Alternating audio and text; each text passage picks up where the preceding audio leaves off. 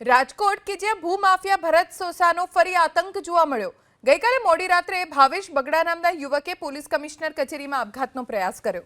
ભરત સોસા ધમકાવતો હોવાનો અને ખોટા કામ કરાવતો હોવાનો આરોપ લગાવ્યો, જેથી આજે મોટી સંખ્યામાં યુવકો પોલીસ કમિશનર કચેરીએ પહોંચ્યા।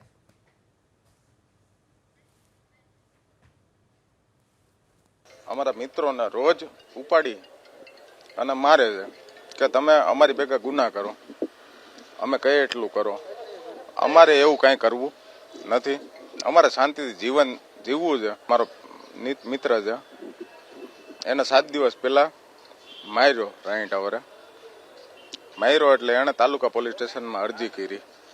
તાલુકા પોલીસ સ્ટેશનમાં અરજી કરી એટલે પાછા એના 2 દિવસ પછી ઘરેથી રાતે 3 વાગે ઉપાડી ગયા, અપહરણ કરી ગયા। 7 વાગ્યા સુધી એને માર્યો અહીંયા રાણી ટાવર લઈ જઈને। મારો મિત્ર છે, એને વાયા ટૂંકમાં ગમે એના થ્રુ ફોન કરાવતા હતા કે હવે તારો વારો છે, તને મારશું। એટલે એણે એના ત્રાસથી કંટાળીને આજે ફિનાઇલ પીધી રાતે અહીંયા સીપી સાહેબની ઓફિસ છે, અત્યારે સિવિલ હોસ્પિટલમાં છે। હવે કોઈ ચોથું ન થાય ને એટલે અમે આવેદન દેવા આવ્યા છીએ।